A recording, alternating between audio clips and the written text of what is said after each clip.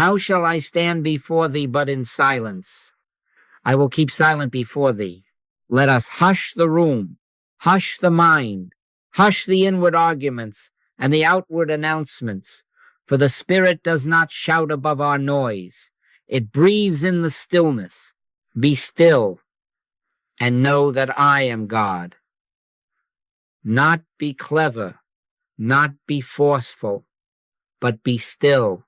Let the inner ear come to attention, as if listening for something just outside the ear, yet closer than breath, the still small voice that Elijah heard when wind and earthquake and fire had passed and only a hush remained. We are not assembling for words. We are assembling for presence. We are not here to think God.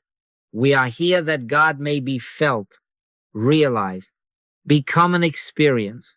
Hear now the contrarian promise that offends the restless healer within us. Stop trying to heal. Cease from the pushing and the planning and the taking thought, not by might nor by power, but by my Spirit, saith the Lord. If the work is of God, then let God work. The Father within me, he doeth the works. Your task and mine is not to compel divine action, but to become aware of the action forever proceeding. In this silence, grace takes the initiative. In this hush, the invisible begins its own ministry, and we discover that what we called our problem never stood outside the one in whom we live and move and have our being. Do not mistake this quiet for emptiness. Silence is not a vacancy. Silence is a field charged with the presence that formed the worlds and sustains the sparrow. The kingdom of God is within you, not in the temple made with hands, not postponed to a future day, not streaming in from some distant star, but here, now, within consciousness, as awareness awakening to its source.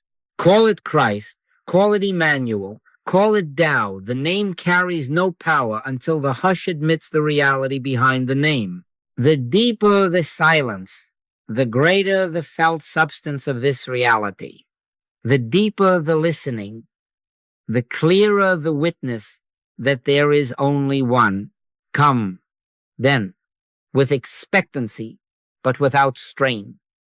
The expectancy of a child, not the tension of an engineer. In quietness and in confidence shall be your strength. We do not gather to persuade omnipresence to attend us.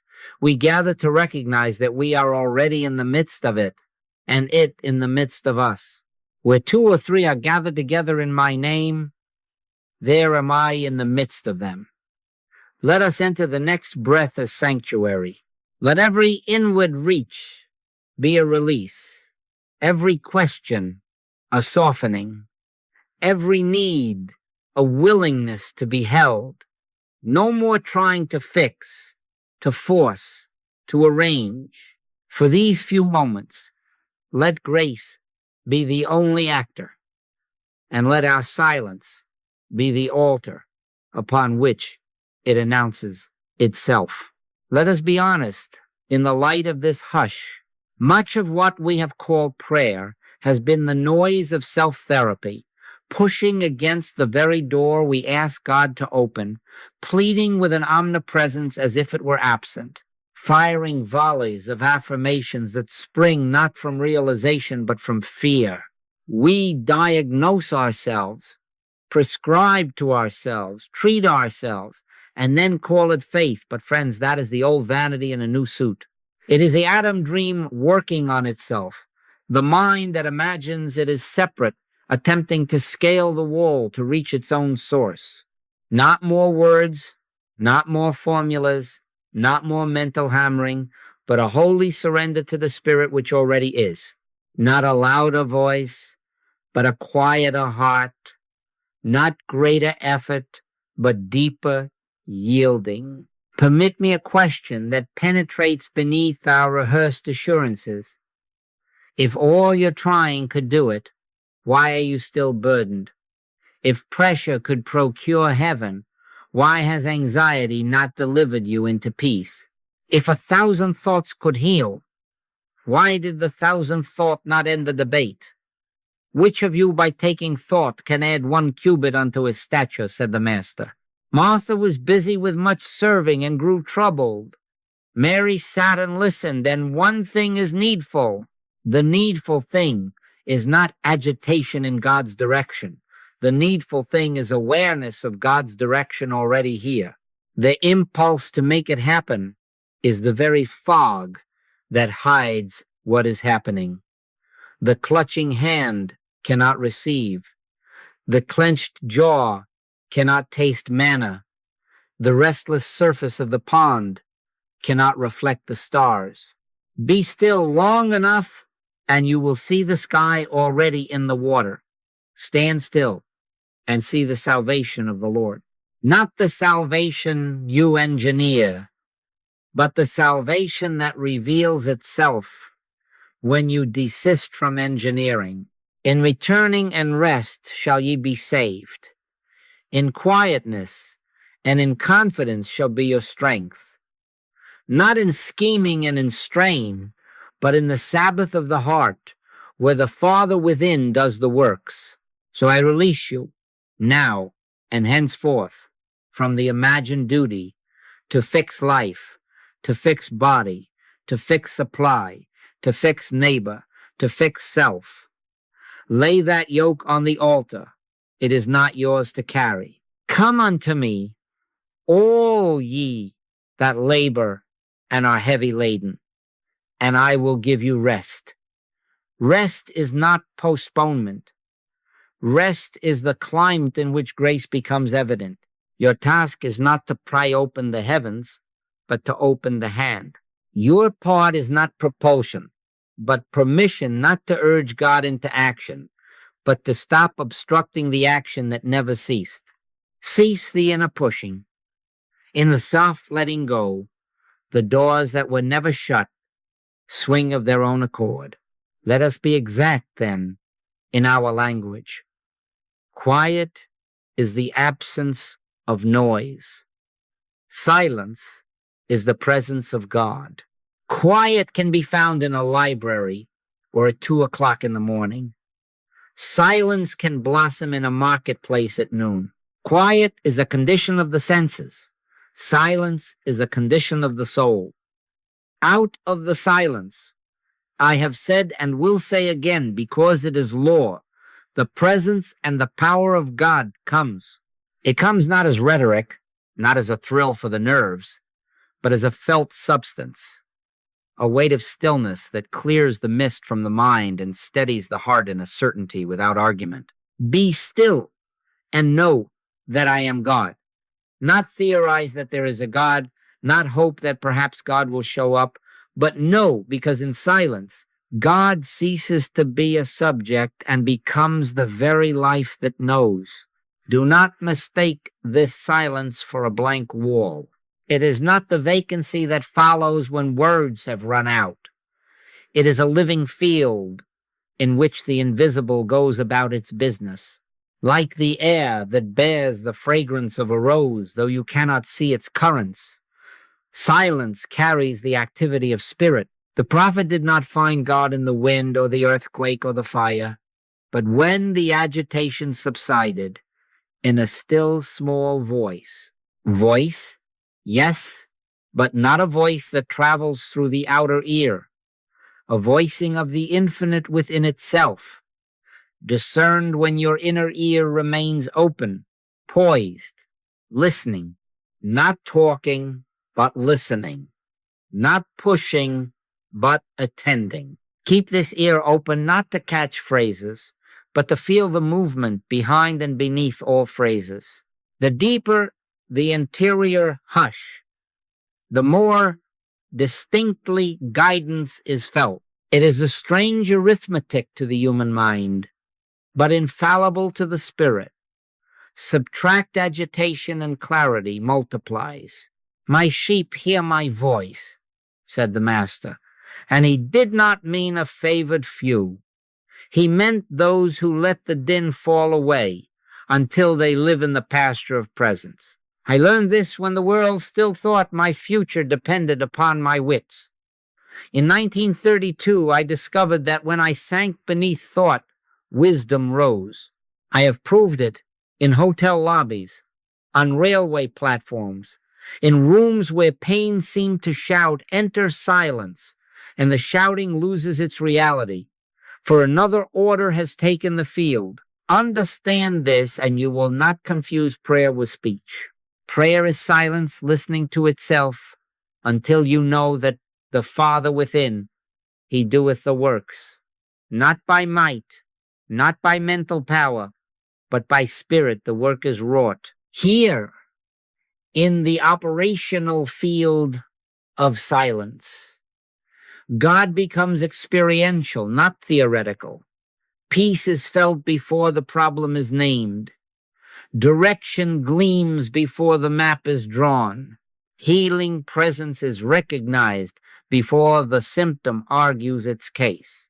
Keep the inner ear open. Live within the hush, and you will discover that in this living silence, grace is not invited. Grace is already at work. Do you see, beloved, how all of this points to a single relocation? Not up there, not out there, not in the rituals arranged by human hands, but here, closer than breathing, nearer than hands and feet. The kingdom of God is within you, not to be imported from the stars, not to be bargained for in chapels, not to be earned by badges of merit, but to be realized as the very life of your life and the mind of your mind. The Master would not allow them to say, "Lo, here," or "Lo, there." For the kingdom is not a geography. It is an awareness. Worship not on this mountain or in that city, but in spirit and in truth within, where silence bears witness to its own fullness. We have been pilgrims walking around a well with empty cups, singing about water while thirsting. Friends, stop circling, stoop and drink. He that dwells in the secret place of the Most High, who abides, who takes up residence in inner awareness, partakes of the promise, shadowed by the Almighty, guarded by a presence that requires no sentry, fed by a source that needs no warehouse. Dwell, not visit, abide, not audition. For the promise is not to those who speak of the secret place, nor to those who research it. The promise is to those who dwell. Now here is the sharp and healing turn. You are already one with God as a matter of truth. You do not become one by pilgrimage, by posture, by performance. You awaken to oneness. You awaken to what has ever been behind the dream of separation. In him we live and move and have our being. If we live in him, then the distance was imagined.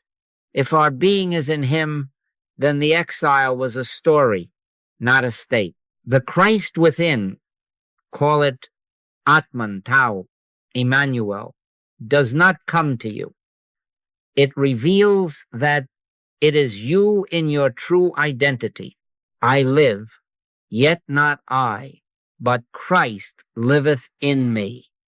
Hear that not as poetry, but as biology of the spirit. But mark this well. Oneness unrecognized is oneness unaffective to sense. Electricity fills the house, but the lamp does not shine until contact is made.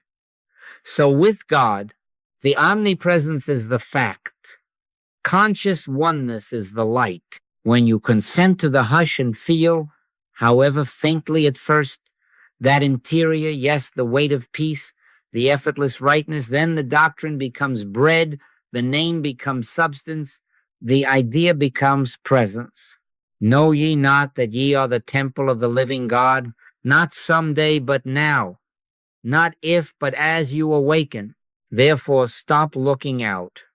Cease from the hunt among clouds and committees.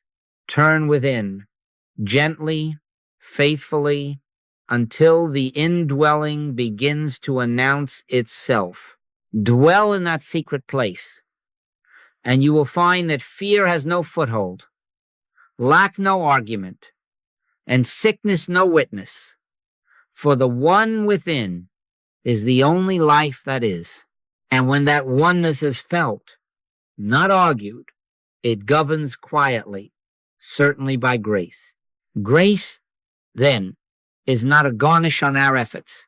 Grace is the actor, the principle, the law of fruitfulness itself, not by might, nor by power, but by my spirit, saith the Lord. Not by physical force, not by mental pressure, not by rehearsed declarations or clenched concentration, but by spirit, the living, invisible presence that when felt does the thing to be done without noise, without strain, without advertisement. I have watched this since 1932, when I first discovered that outcomes shifted most surely when my taking thought ceased and an interior hush took the field. The deeper the yielding, the quieter the works, and the more certain the fruit. The Father within me, he doeth the works. That was not humility as posture. That was accuracy. I live, yet not I, but Christ liveth in me. That is not poetry. That is operating truth. Who does the work?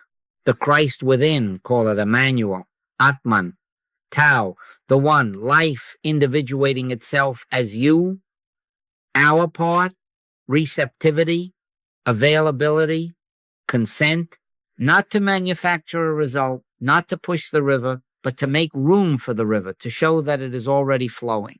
If we insist upon being the engineer, we jam the tracks. When we retire to be the witness, trains run on time without our whistle blowing. Take no thought for your life, said the Master, not as negligence, but as sacred competence. The infinite already knows its own order and reveals it when we stop arguing. Therefore, relieve yourself of the compulsion to demonstrate. Demonstration is not a project. It is an effect. Fruit is not forced upon a limb by exhortation. Fruit appears of the vine's own life. I am the vine, ye are the branches. Apart from me ye can do nothing. Abide, and the branch bears. Strain, and the branch withers. I knew a shopkeeper, let him be anyone, anywhere, who sat in the back room with ledgers screaming lack. He had prayed loud for customers, marketed harder, jittered himself thin. One noon, he did the opposite. He shut the book, stilled the mind, and for 3 minutes acknowledged, without demand, the presence that is his life. He reported nothing spectacular, only a weightless peace. Before the week was out, order appeared, supplies, right contacts, a quiet sufficiency. Was it magic? No. It was the cessation of interference. It was the vine doing what the vine is. Now hear the redefinition of prayer that turns the key. Prayer is not the phrasing of request to a distant deity. Prayer is resting in and yielding to the presence already here. Prayer is consent. Prayer is silence knowing itself. In returning and rest shall ye be saved. In quietness and in confidence shall be your strength. Return, rest, quiet, confidence. These are not passivities, but the active conditions under which grace shows its hand. My grace is sufficient for thee, for my strength is made perfect in weakness. Weakness, that is, the weakness of self-will laid down the end of our boasting mind, the sweet incapacity of the branch to live without the vine. So let the words become fewer and the awareness become fuller. Let outcome cease to be your God, and God will be recognized as your outcome. Let go of the calendar of miracles and enter the Sabbath of being, where works are finished before you ask. What heals is grace. What opens the gate is your willingness to stop pushing against it and to stand, inner ear attentive, hands off the machinery, heart yielded to the one who in secret and in silence performeth all things for us. If grace does the work, and our part is consent, then wisdom asks, how shall we train consent? Not with marathons that glorify endurance, but with touches that normalize presence. Pray without ceasing does not mean hour-long wrestling bouts punctuating a secular day. It means many small openings through which the river proves itself to be always flowing. I have proved and watched others prove that 3 minutes of true hush, taken often, outpace 30 minutes strained and seldom. Why? Because the human mind will not fight a little door. It bargains with an hour. It postpones a vigil. It resents a demand. But 3 minutes your mind nods and lets you pass. And once you pass, the door does what no resolve can do. It ushers you into the presence that keeps its own appointment. He that is faithful in that which is least is faithful also in much. Take this as spiritual architecture. The least 3 minutes builds the muscle of availability without arousing the ego's foreman to supervise the job. In 3 minutes, you are not trying to make something happen. You are not measuring results or timing revelations. You are simply consenting to the hush in which God becomes experiential. When thou prayest, enter into thy closet. And when thou hast shut thy door, pray to thy Father which is in secret. A closet does not invite parades. A secret does not demand spectacle. It asks little. It gives much. 3 minutes disarms the resistance that says, I have no time, or I cannot get deep enough. Depth is not engineered. It appears when pressure subsides. The shorter the appointment, the less temptation to push, to posture, to grade yourself, the more room for that slight, unmistakable shift, the weight of peace. The inner, yes, that is the only credential we seek. In quietness and in confidence shall be your strength.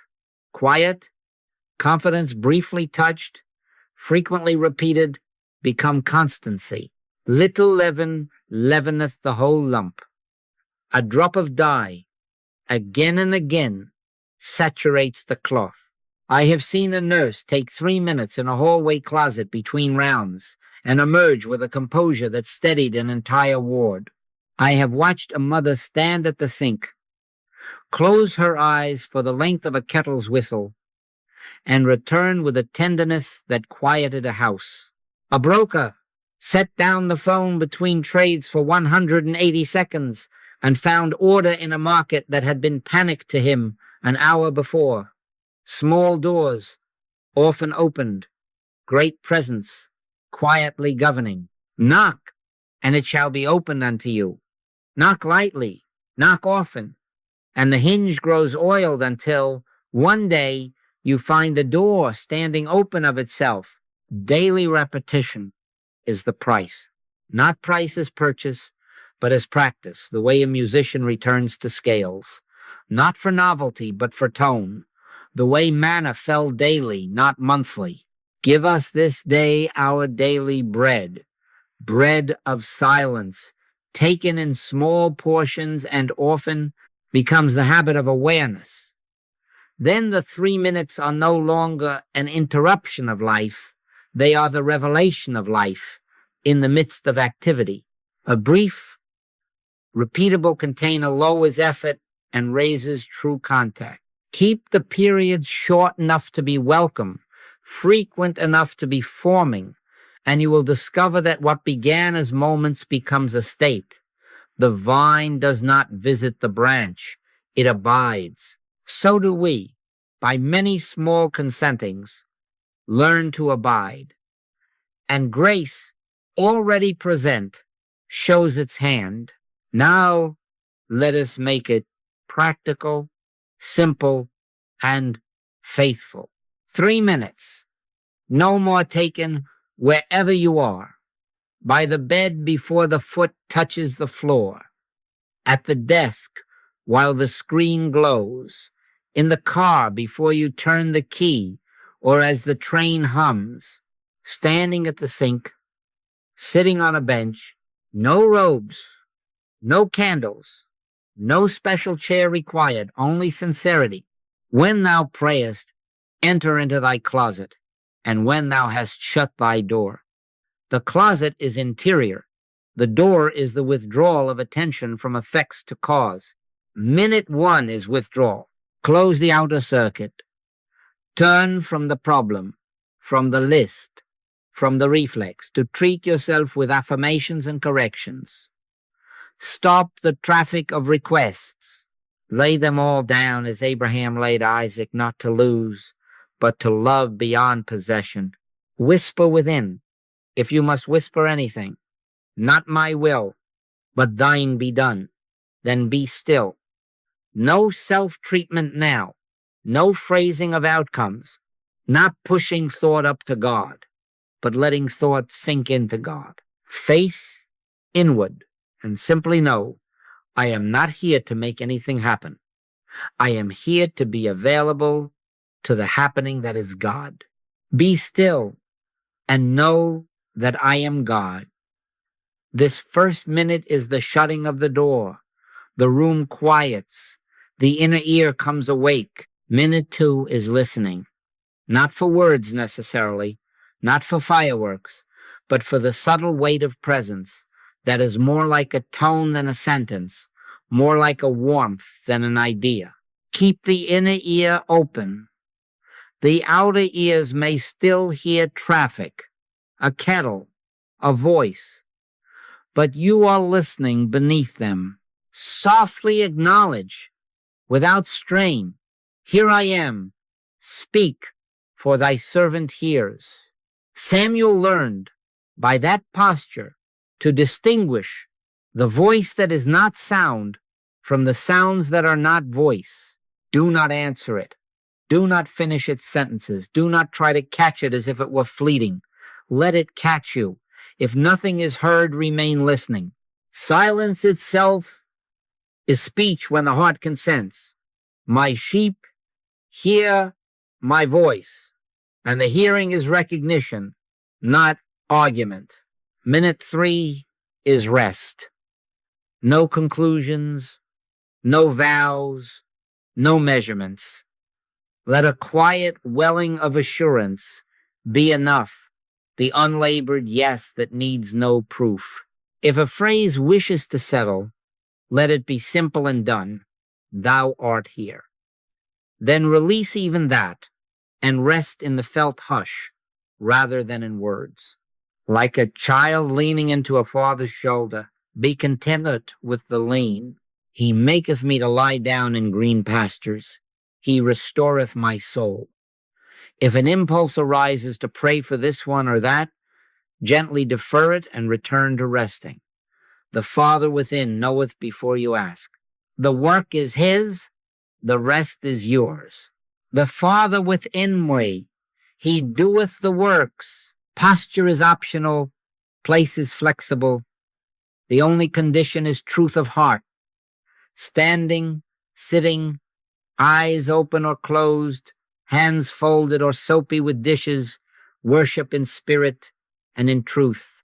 Do less, listen more, and finish by trusting the hush to keep what it has begun. 3 minutes, shut the door, listen, rest. Leave the room before you have explained anything, and the presence you did not manage will quietly manage you. Now let us face squarely what comes to the door once you begin to practice this hush. Forms of need parading as reality. Pain wears a mask and says, attend to me, measure me, fear me. Lack rattles its cup and demands your planning. Sin waves its record and claims identity. And yet, hear, O Israel, the Lord our God is one Lord, one. If there is one mind, then whatever claims a second mind arguing against God cannot be substance. It is appearance. Judge not according to the appearance, but judge righteous judgment. Righteous judgment does not examine the bruise for proofs. It beholds the presence, that is the only fact. When they brought their baskets to me, sickness here, trouble there, I learned never to peer under the lid. Do not look into the basket. Do not itemize symptoms or rehearse the tale. I have said it in rooms like this, and I say it again because it is law. There isn't any such patient. I will tell you what is in that basket. God. God is life. God is mind. God is law. God is being the only occupancy. Not denial of the human scene as if you could argue it away, but recognition that the scene has no law to sustain it once the one is acknowledged. The Lord is my light and my salvation. Whom shall I fear? Light does not fight darkness. It reveals. And in revealing, darkness is not there to be disposed of. Understand this. Healing is not combat. Healing is beholding. The moment you take up arms against the shadow, you have granted it a body. The moment you insist, strive, and plead, you have confessed two powers and two minds. No return to the hush. The light shineth in darkness, and the darkness comprehended it not. Why? Because darkness has no comprehension. It is an absence, not a presence. So, too, error, whether as pain, as lack, as confusion, exists only as appearance to the mind that has momentarily forgotten its source. Let the remembrance of God eclipse the picture, and the picture fades as dew before the sun. Therefore, in the 3-minute refuge, lay down the basket at the threshold, close the lid on description, close the mouth on diagnosis, enter, shut the door, and behold only one. Whisper if you must, thou art here.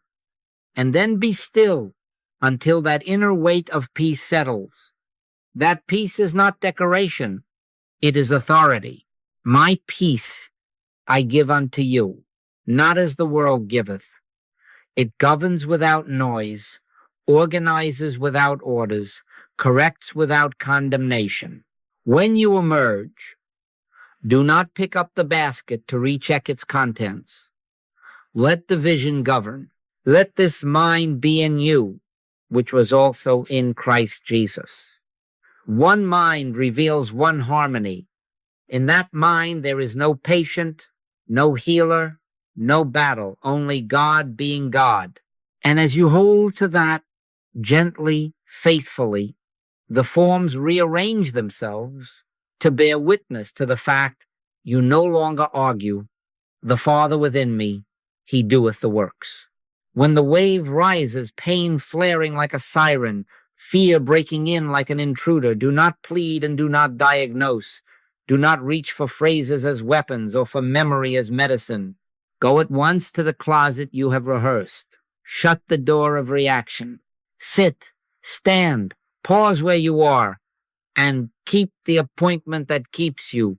One with God as a majority. Rest in that, not as a slogan, but as your floor when the room tilts. Let the breath fall into its God-given pattern, unforced, unmeasured, like a tide discovering it is governed by a moon it cannot see. Offer one inward consent, simple and sufficient. Thy spirit, not my striving. Not more words now. Not inventory. Not why and not when. This is the hour of the hush you have trained. Be still and know that I am God. You are not responsible for producing an effect. You are responsible for refusing a second power. In the first half minute, the mind will still try to grab the wheel. Gently release its hand. Lay it again upon the presence, as a child lays a head upon a father's shoulder. The Lord is my shepherd.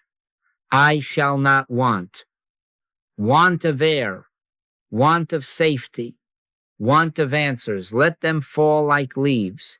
Keep the inner ear open. If the pain shouts, do not shout back. Listen beneath it.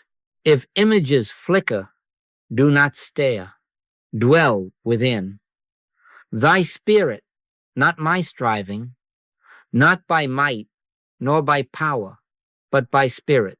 Expect the slight shift first, the widening of inner space, the easing of an edge, the quiet arrival of order where there was tangle. These are not decorations. They are the government of peace taking its seat. My peace I give unto you, not as the world giveth. Do not lift the lid to check the basket. Let the hush do what the hush alone can do. Reveal the presence that disarms appearance by simply being all. As minute 2 approaches, you may notice a soft rightness, as if a key has turned, yet no hand is visible. Stay, do nothing, consent again. Thy spirit, not my striving. Stand still and see the salvation of the Lord. Not a salvation engineered, but a salvation recognized. One mind is the field. In that mind there is no crisis, no patient, no adversary, only God being God. One with God is a majority.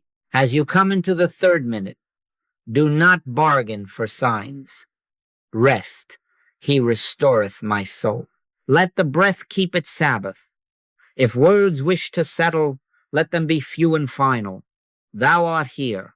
Then let even that sink into the wordless. Yes, you will emerge with the evidence that matters. An inward authority that does not argue. Often, forms follow quietly the decision. Clarifies. The body unwinds. The call comes. The hour turns. But do not make that your God. Make God your God. In crisis, the trained hush replaces reaction. Grace meets you in the refuge and without strain performs its own work. Now comes the holy exchange, the identity transfer without which the hush remains an interlude and not a life. You have practiced the 3 minutes. You have tasted the quiet authority that enters when you stop managing. Now, cease narrating yourself as the afflicted one, the seeker, the struggler. Refuse that biography as your name. I live. Yet not I, but Christ liveth in me. Hear it as present tense, as actuality. Not I the anxious, the wounded, the calculating mind, but the indwelling presence lives me. Not a figure of speech, not a brace to prop a weak self, but the core spiritual fact becoming felt in the very place where fear used to sit. This is not pretense. This is not grim determination to be holy. This is accuracy. Know ye not that ye are the temple of the living God, and that God dwelleth in you? If that is true, and it is, then the only I in this temple is God's I. Before Abraham was, I am. Not the personal I announcing itself, but the I am announcing itself as your very life. Let the labels fall. Stop saying, I am a cancer patient. I am a worried mother. I am a man with bills. That is the old wardrobe. Put ye on the Lord Jesus Christ. Put on the new man, which is renewed in knowledge after the image of him that created him. Put on, do you see, not a costume, but the consciousness that the one life, the one mind, the one love is the very being of you. In this transfer, healing ceases to be a project because there is no patient to fix and no practitioner to perform. There is only God being God in the midst of you. The Father within me, he doeth the works. Not I trying to do God's work better, but God recognizing himself and thereby dissolving the dream of opposition. One with God is a majority. When you rise from the 3-minute closet, refuse to pick up your old name. Walk out as temple, as branch in the vine, as instrument through which the music plays without your beating time. It is God which worketh in you both to will and to do of his good pleasure. Action then flows, but it flows unpushed. The word you were to speak finds you. The call you were to make makes itself. The appointment alters. The body remembers its original law without your hammering at it. Do not ask, how shall I act from this center?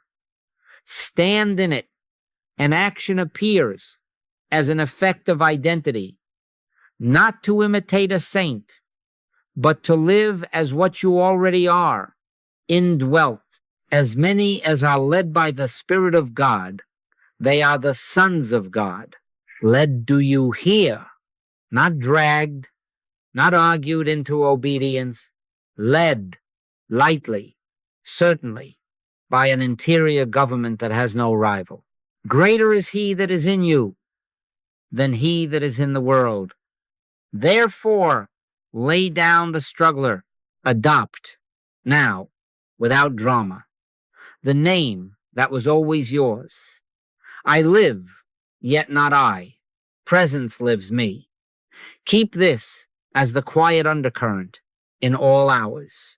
Let it replace complaint, self-treatment, and proud effort.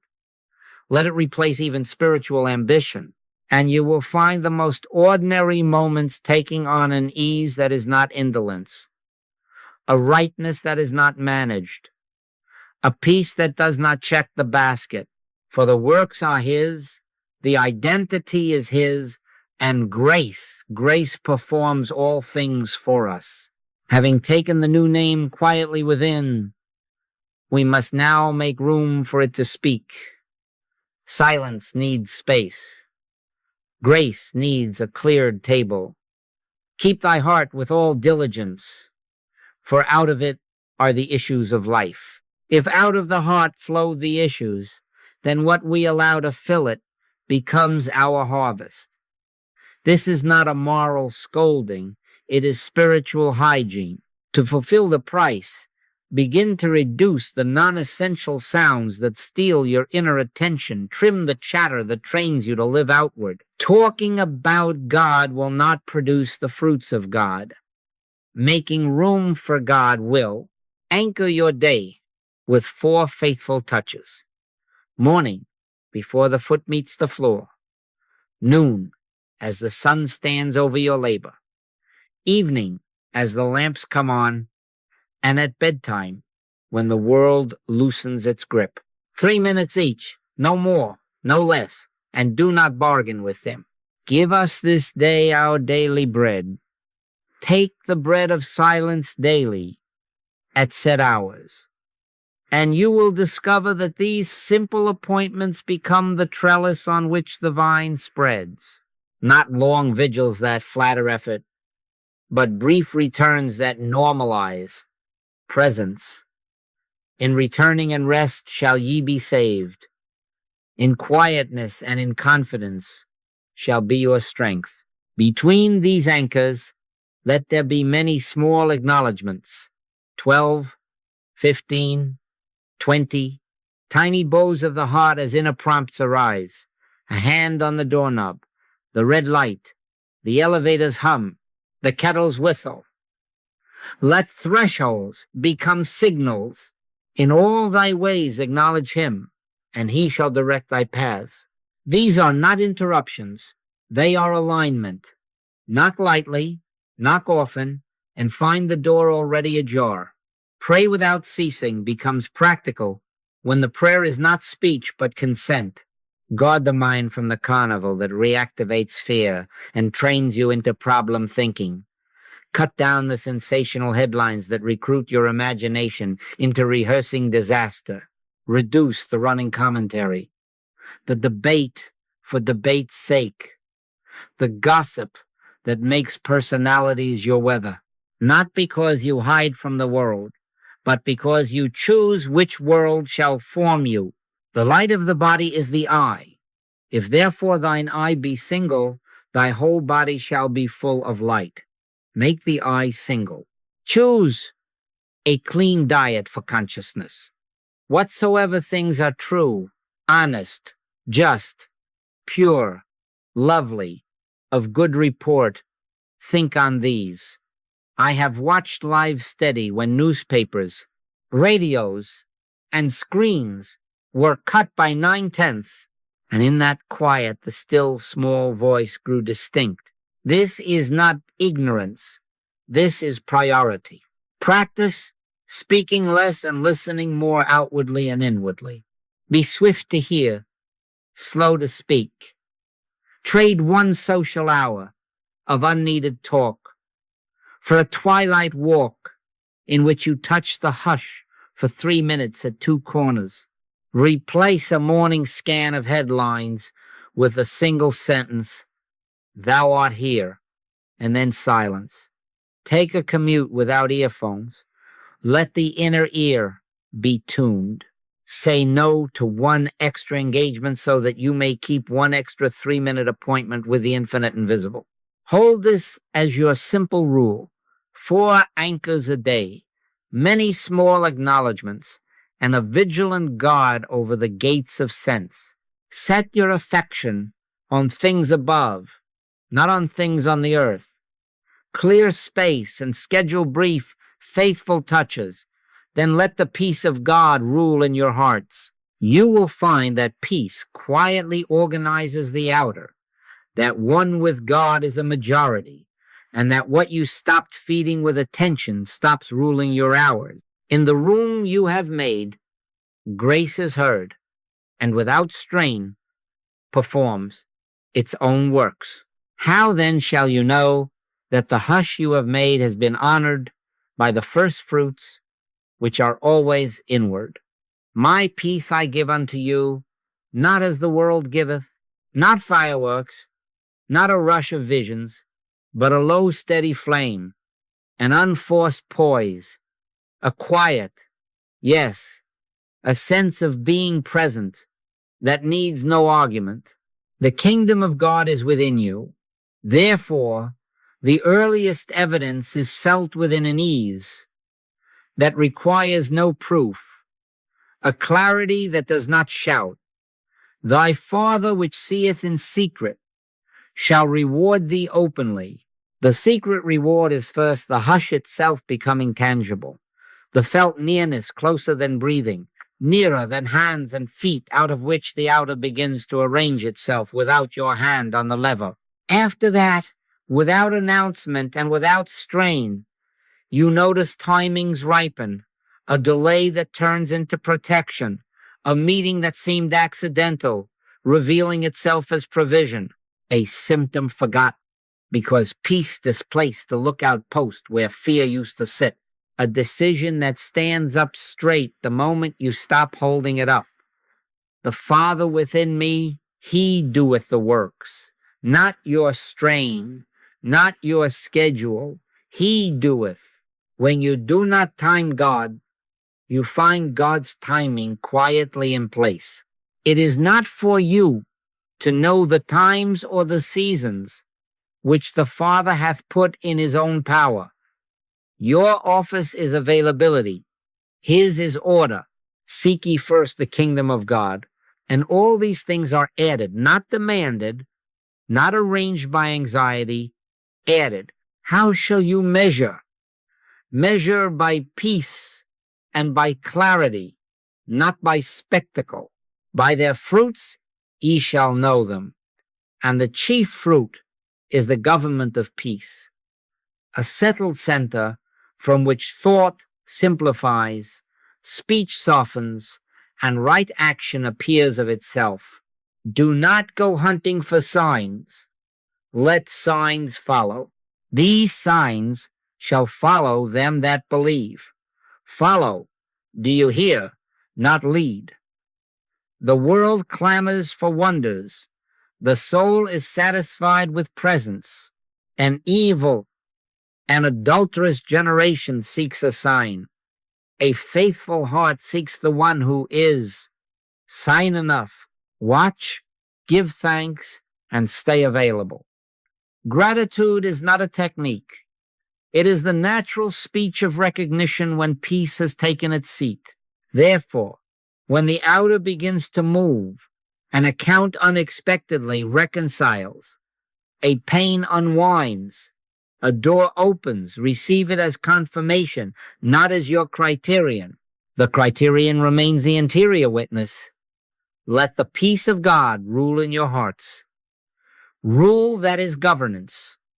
When that peace rules, forms quietly consent to their rightful place. I have watched this again and again. The less you push, the more order appears.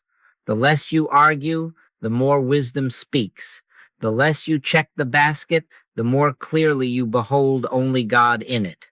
Recognize grace by the interior evidence of peace that organizes the outer. Abide in that.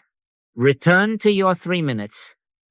Refuse to time God, and you will discover that one with God is a majority, and that without forcing, without fanfare, the Father within doeth the works. Let us be honest about the mind's cleverness. The moment peace begins to be felt, the mind, like Jacob, reaches to grasp the heel and turn living silence into a technique, steps to be executed, levers to be pulled. You can feel the shift. Warmth turns to choreography. The closet becomes a laboratory. Correct this at once by softening from method into love. Not, how do I do this right? But, here am I. Not, what step comes next? But, thou art here. The 3 minutes are not a procedure. They are a posture. Make your contact with the infinite invisible. Contact is felt love, quiet recognition, not performance. If you notice yourself counting, measuring, arranging, gently drop the count and lean into affection, unworded, unforced, until the presence is again the subject and you are again the listener. Another trap is the chase for sensations. A tingle in the spine, an image behind the eyes, a sudden lightness, and the mind begins to stalk fireworks as proof.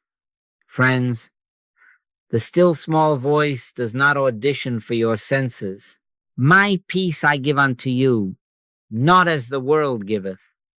Prefer the low flame to the bonfire. Choose assurance over spectacle. If something comes, let it pass through. If nothing comes, stay listening. The sign of God is God, and God makes himself known as a government of peace that needs no orchestra. Blessed are they that have not seen and yet have believed. Believe the hush, measure by poise. Refuse the fairground of impressions. Then there is the old habit of sneaking self-effort into holy words. You sit down to let God be God, and in slips the fixer with a toolbox of affirmations and timing.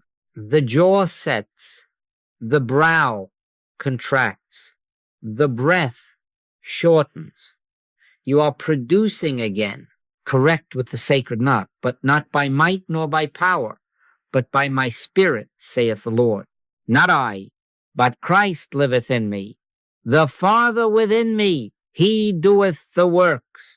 Whisper, if you must, thy spirit, not my striving, and let the body soften as witness that you have yielded jurisdiction. If you find yourself pushing, stop midstream, smile at your humanity, and return to listening. One more. Talking about God replaces contact with God. You recount principles, share stories, rehearse phrases, and the room warms with concepts while the closet stands empty. Be swift to hear, slow to speak.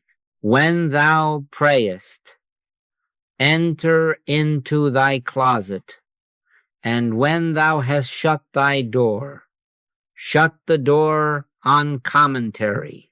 In company, favor shared, hush over shared analysis. If you must speak, let it be brief, simple, and free of display, and then back to the silence where the fruit is grown, not described. And the cousin of talk is showmanship, the trumpet before the arms, the testimony crafted to impress. Take heed that ye do not your alms before men, to be seen of them. If you detect that gleam within, eager to report, to compare, to shine, bow your head in the heart, and retreat into the 3-minute refuge. Let the Father which seeth in secret be the only audience. When you detect effort or showmanship, return to humble listening and let go. Do less, listen more, and refuse to check the basket. One mind reveals one harmony, and without strain, without parade, the Father within doeth the works. There is a further grace when the solitary hush becomes a shared hush. Where 2 or 3 are gathered together in my name, there am I in the midst of them. Gather then, not to compare notes, not to place baskets on the table, not to pray out problems, but to keep a 3-minute appointment with the infinite invisible together. Small groups, 5 or 10 or 12 at most, living rooms, back offices, classrooms, shop floors before opening, a park bench at noon. Come without agendas. Come with one intention only. Touch the presence and let it preside. And when the day of Pentecost was fully come, they were all with one accord in one place. One accord, not many wishes. One place, not many projects. The kingdom of God is within you. And when we gather to honor that kingdom, it reveals its own order. Make it simple. Fix an hour. Arrive on time. No preliminaries. No testimonies. No readings to spark the mind. Sit. Stand. Close the outer door of attention and in unison turn inward, not to perform as a circle, but to surrender as one consciousness, not to amplify human will, but to let the Spirit have its liberty, not by might, nor by power, but by my Spirit, saith the Lord.